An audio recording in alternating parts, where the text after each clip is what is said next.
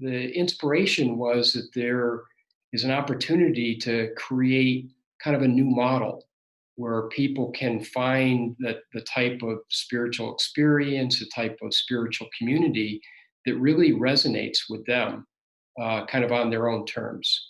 Contemplative communion rose out of a vision for a contemporary form of spirituality that integrates spirituality and science, the arts, and technology.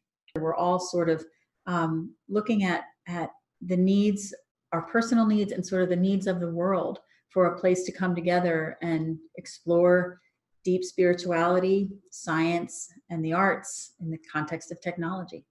I wanted people that were young, people that were older, people that have experience in different traditions to be part of it, male, female. So it's a good mix of people to begin with. One of the things that excited me about working with Jeff was that I've always been intrigued by a social organization called the Cell Ministry, which was invented by evangelicals. So imagine a mega church, thousands and thousands of people. But these people, in addition to going to the mega church every Sunday, they also meet in each other's homes in small groups. And those are the cells of a multicellular congregation.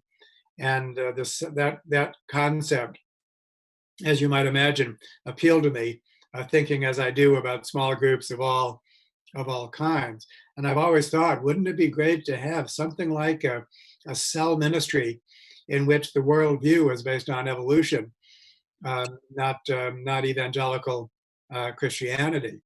And so I saw Jeff's group, the Contemplative Communion group, as like that, a cell. It's a new model to have a community that doesn't rely on the guru or an outer guru, but that relies more on the inner guru, on the ultimate reality that dwells within each of us in the way that we experience it. But it's not just us. It's we're hearing this from some of the great spiritual sages of our day. The Buddhist teacher Thich Nhat Hanh said it best when he said, "The guru is the sangha," meaning, the actual guru, the teacher, is the community. So contemplative refers to the inner life, and communion refers to the experience of being with people like that in community. So that's kind of the social or pro-social dimension of it. So you bring those together, and it's kind of a spiritual communion of people that are exploring both the inner life and the outer world. After the first gathering, we went through a period of time where we were still wondering, what is prosocial? Is prosocial appropriate for our group? Is it something that we want to move forward with? And so we went through a period of discernment. We were originally introduced to prosocial, trained in prosocial as a group, the core team of Contemplative Communion, by David Sloan Wilson, who also shares an interest in interspirituality as well as evolutionary science. And so the interesting thing about the Contemplative Communion group is we formed around this experiment. We didn't exist before this. So everything, we had no history together, and everything that we learned, we were learning kind of on the job. One thing I discovered was that even though they had done their homework, and I had been talking about it with Jeff for ages, there was still a lot of uncertainty about exactly what is this? What are we going to do? How does it differ from other sort of, coaching or change methods? And that's something for us to think about. We're doing our best to explain what it is. But the fact is, it seems it's almost like jazz, that if you don't know what it is, you can't explain it. And you just have to do it. Prosocial intrigues me quite a bit because it's so intentional. I don't think it's a coincidence when organizations work well, when groups work well together. I don't think it's just, oh, aren't we lucky we get along well? Or, even relationships in a family, in a marriage, it's being deliberate, it's being intentional. And so that's one of the things I really liked about prosocial, that it's, scientifically established that these things work. What happened with prosocial is I knew that science was an important dimension of the prototype, the experiment that we were looking for.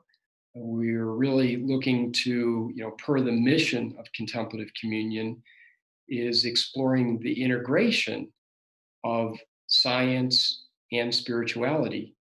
So we went through the standard 3-step process where we began with the matrix, session 1, and then session 2 was were the core design principles with the great survey that we generate now on the basis of the survey that we take.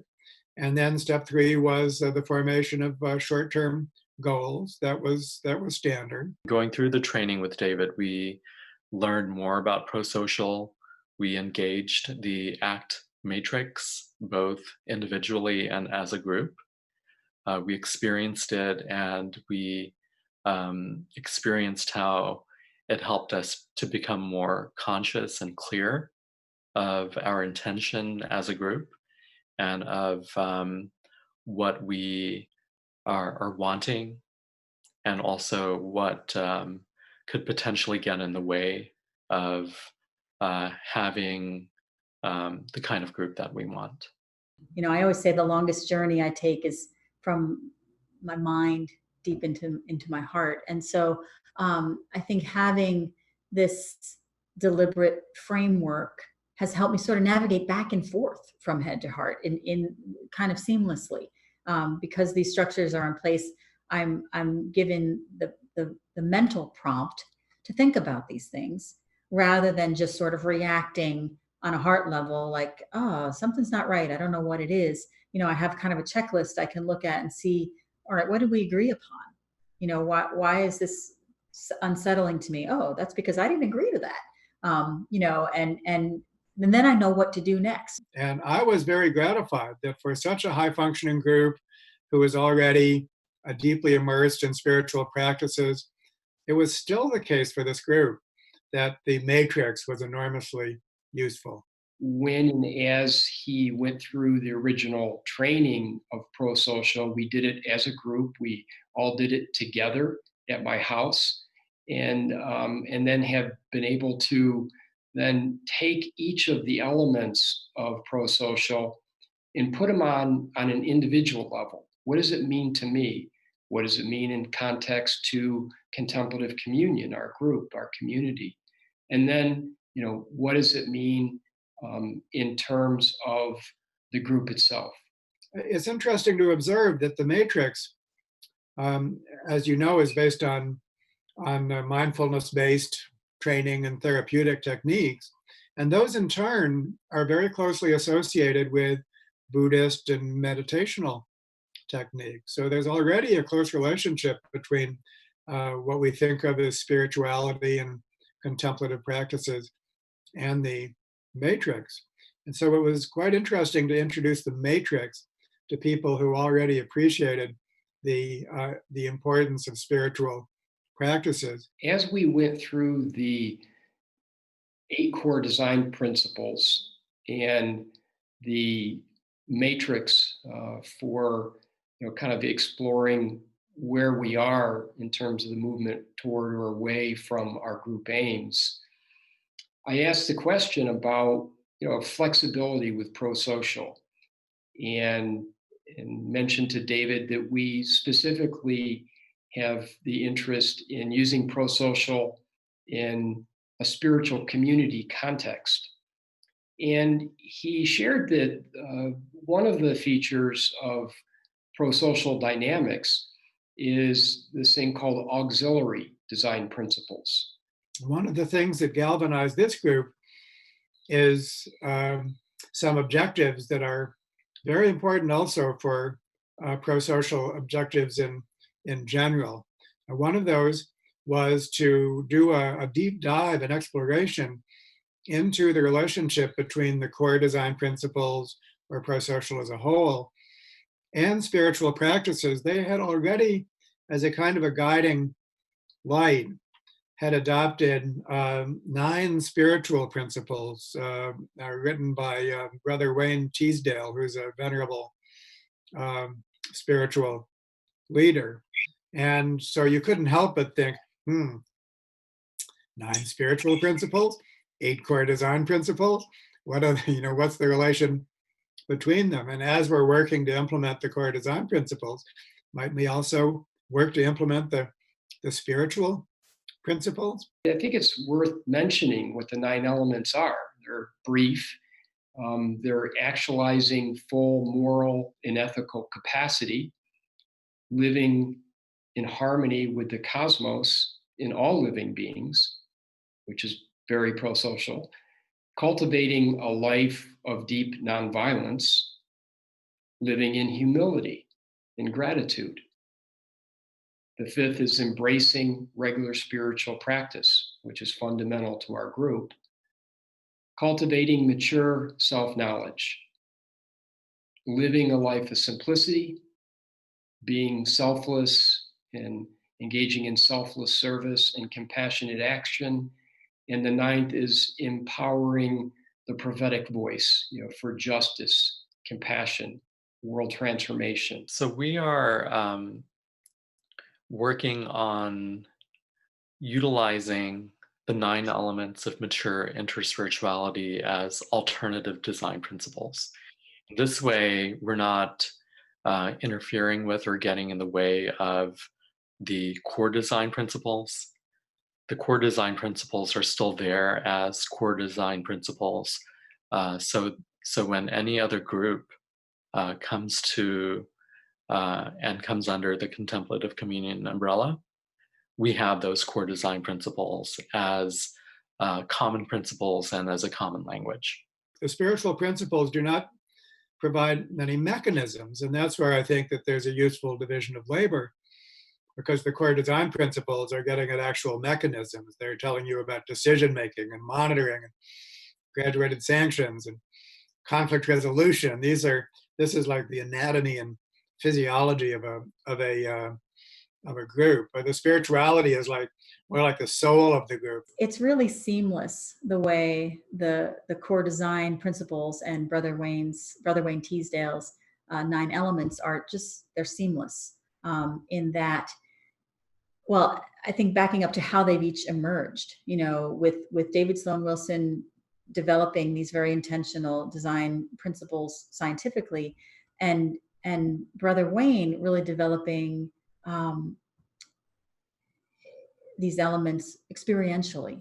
The prosocial framework provides really an excellent pathway for us to explore the interspiritual, which is the 9 elements, and to really allow those to evolve and progress, both on an individual experiential level, but also on a group level. And it also provides a really good framework to begin to measure, to the extent that you can, the progress of some of these things. Because one of the things that's been missing in organized religion is tangible, quantifiable outputs. And so this is where science comes in. And what this has led to is a project, you might say, for creating a augmentation of prosocial, so that there's a spiritual principle survey, much like the design principle survey. And those groups that want to do it, they can take both.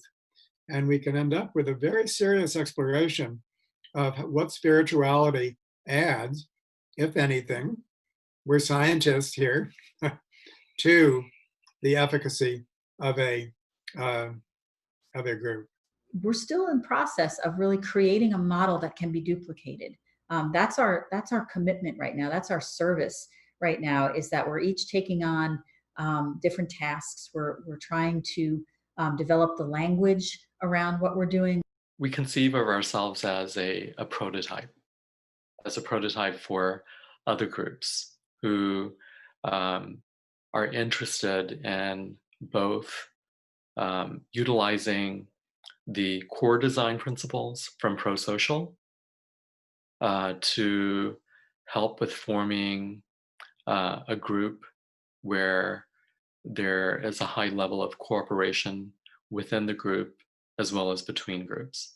The vision for contemplative communion is that it can serve as an interspiritual union of intentional communities. So the idea is that this can serve as a prototype or a model for those that wish to explore and experience a deeper sense of connection, intimacy, trust, meaning, authentic spiritual communion, both with ourselves, but also with each other, with our world, and really with the ultimate mystery. It's pretty clear that what the spiritual principles do in large part is cultivate a sense of humility and service towards a higher good. That's almost the definition of spirituality. And so the more you practice the 9 spiritual principles, the more basically prosocial you become, the less self-centered. And this is a psychological orientation, of course, which is going to make it so much more easier to work as a member of a group.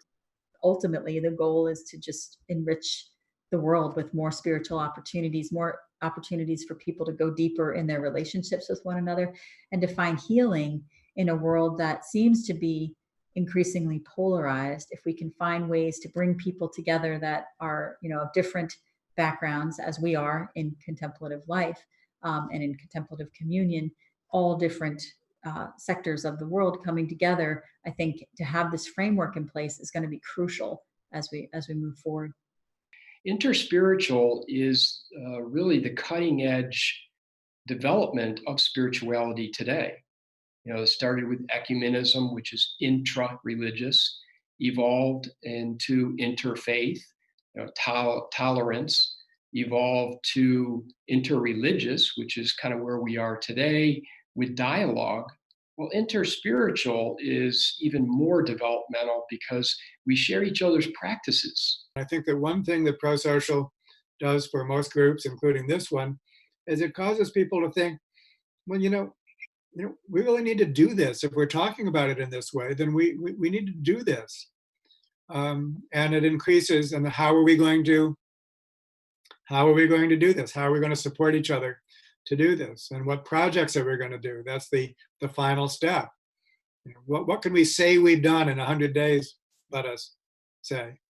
And so I think that it helps groups cross that threshold between just wanting to do things and meeting, but never really gathering up what needs to take place, and actually deciding, yes, we're going to do this. When people talk gloom and doom about how horrible life is in America right now, as a historian, we don't have to look back very far to see how for certain groups it's much better now than it was not too long ago. And so to be able to sort of spin that and look and see, okay, how can we move forward where not just one person or one group benefits, but how do we benefit the whole? So that's where I think Prosocial is absolutely, way ahead of the curve.